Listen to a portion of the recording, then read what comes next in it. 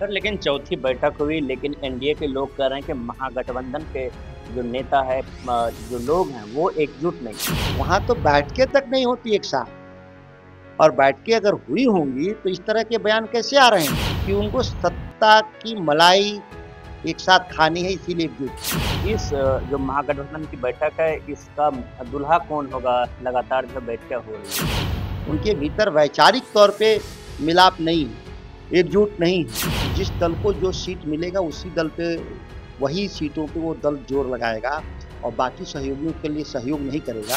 Sir इस बैठक में एक प्रस्ताव पास किया गया कि बिहार में लॉ एंड ऑर्डर की स्थिति बेहद ही खराब है। समाज के हाशिए पर जो लोग हैं जिनके साथ अन्याय हो रहे हैं, उसके खिलाफ हमारा सामूहिक अभियान है। 243 सीटों पे चुनाव लड़ेंगे और इसे जो है बिहार फर्स्ट, बिहारी फर्स्ट का जो है जो विजन है उसको हम पूरा करेंगे। अरे भाजपा वाले जो झाल बजा रहे हैं, 80 एमएलए पर झाल बजा रहे हैं। उप मुख्यमंत्री का क्या बोलते हैं, झुनझुना लेके, लॉलीपॉप लेके घूम रहे हैं। तो भारत सरकार के सांसद और मंत्री बिहार में क्यों चुनाव लड़ना चाहते हैं? कहाँ एकजुटता उनकी? तलवार से केक काटे जा रहे हैं। इनके बेटे जब सत्ता में आएंगे तो AK-47 से केक उड़ाएंगे।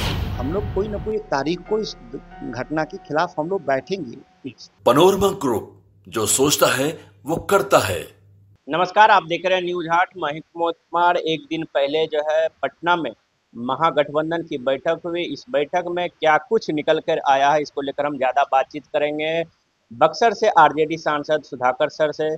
सर क्या कहेंगे, इस बैठक में कुछ निर्णय निकल के नहीं आ पाया, सीट शेयरिंग को लेकर बात होनी थी।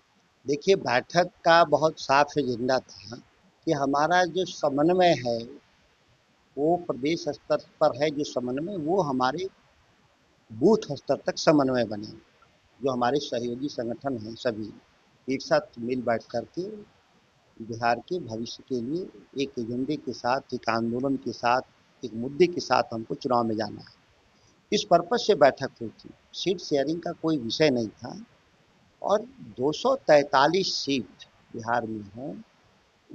दल कोई भी लड़ेगा, लेकिन हम लोग उसकी जीत सुनिश्चित करने के लिए सामूहिक रूप से प्रयास कर रहे हैं। ऐसा नहीं है कि हम जिस दल को जो सीट मिलेगा उसी दल पे, वही सीटों पे वो दल जोर लगाएगा और बाकी सहयोगियों के लिए सहयोग नहीं करेगा। इस विचार के साथ हमारा गठबंधन नहीं है।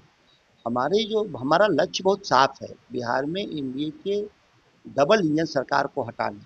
और इसलिए हम अपने किसी भी राजनीतिक, व्यक्तिगत और दलीय महत्वाकांक्षाओं को त्याग करके सामूहिक निर्णय के जरिए, सामूहिक आंदोलन के जरिए, सामूहिक मुद्दे के जरिए चुनाव में जाना चाहते हैं। इस पर्पज से बैठक हुई थी, जो सफल बैठक हुई। सर इस बैठक में एक प्रस्ताव पास किया गया कि बिहार में लॉ एंड ऑर्डर की स्थिति बेहद ही खराब है और एक सामूहिक रूप से कैसे एनडीए सरकार को घेरा जाए, क्योंकि लॉ एंड ऑर्डर की स्थिति बेहद ही खराब हो गई। क्योंकि नीतीश कुमार की सरकार घिरी हुई सरकार है, अपराधियों और भ्रष्ट लोगों से घिरी हुई सरकार है। और बिहार की मीडिया लगातार इस बात को प्रचारित भी करती है। हमारा गठबंधन और राजनीतिक दल के तौर पे भी हम बड़े सवालों पर हम आंदोलन में जाते हैं। यह केवल चुनावी सवाल नहीं है, यह बिहार के भविष्य का सवाल है। नौजवानों का, कारोबारियों का, समाज के हाशिए पर जो लोग हैं जिनके साथ अन्याय हो रहे हैं, उसके खिलाफ हमारा सामूहिक अभियान है। और ये निर्णय गठबंधन की जो बैठकों में तारीख तय हुआ, इस सवाल पर तो सर्वानुमति है पहले ही से। हम लोग कोई ना कोई एक तारीख को इस घटना के खिलाफ हम लोग बैठेंगे। पिछले महीने में भी बैठे थे, इस महीने में भी बैठेंगे। और ये जो प्रदेश में जो नीतीश कुमार के नेतृत्व में जो डबल इंजन की सरकार है, इसको पूरे तरह से, क्योंकि मीडिया का जो सहयोग उस स्तर पे नहीं मिल रहा है कि इतने बड़े अपराध के बाद भी हेडलाइंस नहीं बनती। उन मीडिया की मैं बात कर रहा हूँ जो इलेक्ट्रॉनिक मीडिया और प्रिंट मीडिया। आप डिजिटल प्लेटफॉर्म के लोग के जरिए खबरें तो पहुँच रही हैं, लेकिन जो मुख्य जो मीडिया है वो, उसके विमर्श से मुद्दा गायब है। ये बिहार के लिए चिंता का विषय है। सर लेकिन चौथी बैठक हुई, लेकिन एनडीए के लोग कह रहे हैं कि महागठबंधन के जो नेता है, जो लोग हैं वो एकजुट नहीं है। एनडीए के लोगों से पूछिए कि आप एकजुट हैं। मीडिया को पूछना चाहिए कि आप एकजुट हैं। अगर एकजुट हैं तो भारत सरकार में केंद्रीय मंत्री रहते हुए चिराग पासवान किस काम के लिए बिहार में चुनाव लड़ना है? अगर नीतीश कुमार नेता हैं तो ये भारत सरकार के सांसद और मंत्री बिहार में क्यों चुनाव लड़ना चाहते हैं? कहाँ एकजुटता उनकी? दूसरी बात, उनके क्या सीट शेयरिंग हो गए? संख्या घोषित हो गई उनकी? वहां तो बैठकें तक नहीं होती एक साथ, और बैठकें अगर हुई होंगी तो इस तरह के बयान कैसे आ रहे हैं? मांझी जी का कोई और बयान आता है, चिराग पासवान जी का कुछ और बयान आता है, उपेंद्र कुशवाहा जी का तो रोज ही बयान आता है। तो कहाँ उनमें एकजुटता है? लेकिन वो इसलिए एकजुट हैं कि उनको सत्ता की मलाई एक साथ खानी है, इसीलिए एकजुट है। उनके भीतर वैचारिक तौर पे मिलाप नहीं है, एकजुट नहीं है, बिहार के जन समस्याओं को लेकर एकजुट नहीं है, केवल और केवल भोग के लिए एकजुट है। इससे जाहिर होता है उनके बयानों से। सर, इस बैठक को लेकर बीजेपी के कई नेताओं ने कहा कि बैठक तो हो रही है, लेकिन जो महागठबंधन की बैठक है, इसका दूल्हा कौन होगा? लगातार जो बैठकें हो रही है। सभी लोग को जानकारी है इस देश में, जो सबसे गठबंधन का बड़ा जो दल होता है उसका नेता ही मुख्यमंत्री का दावेदार होता है, और राष्ट्रीय जनता दल के द्वारा घोषित है तेजस्वी जी। तो मुख्यमंत्री का तो कोई कंफ्यूजन नहीं है। लेकिन उधर जरूर एनडीए में संकट कि वहाँ बड़ा दल का नेता मुख्यमंत्री नहीं बनता, छोटा दल का नेता जो है वो मुख्यमंत्री बनता है। नीतीश कुमार के बारे में बोल रहे स्वाभाविक है, जो 42 MP MLA पर वो मुख्यमंत्री हैं। ये भाजपा वाले जो झाल बजा रहे हैं, 80 MLA पर झाल बजा रहे हैं।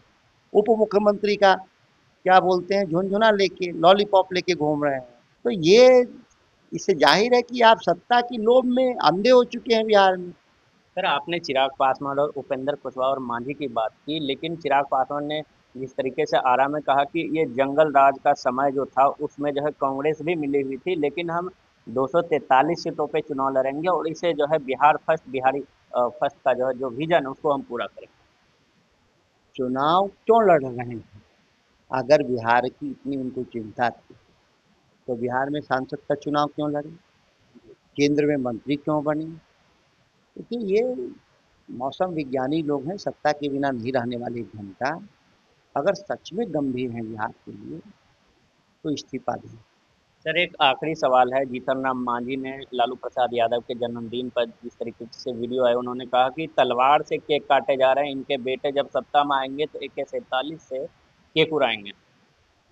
मांझी जी के बयान को कोई गंभीरता से नहीं है, उनके दल वाले भी नहीं। और दल क्या है?